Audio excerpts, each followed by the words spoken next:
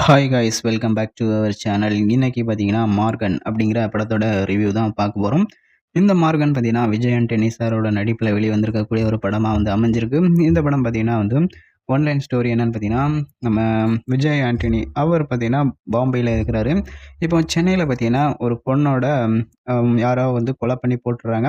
இப்போ அந்த பொண்ணு வந்து கொலை பண்ண அது சேம் பேட்டர்னில் ஆல்ரெடியே வந்து விஜய் ஆண்டனியோட பொண்ணுமே வந்து இறந்துருப்பாங்க.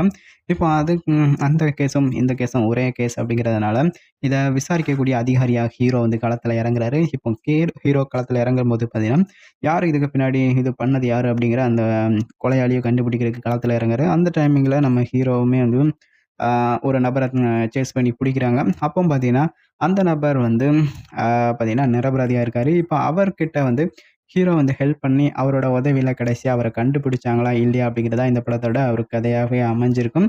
இந்த படம் பார்த்தீங்கன்னா, ஒரு கிரைம் த்ரில்லரா வந்து அமைஞ்சிருக்கும். நல்லா இன்ட்ரஸ்டிங்கா, சுவாரஸ்யமா வந்து இந்த படம் வந்து அமைஞ்சிருக்கு.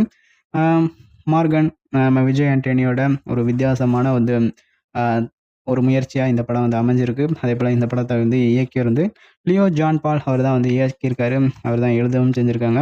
அதேபோல இந்த படத்தோட தயாரிச்சது வந்து மீரா விஜய் ஆண்டனி.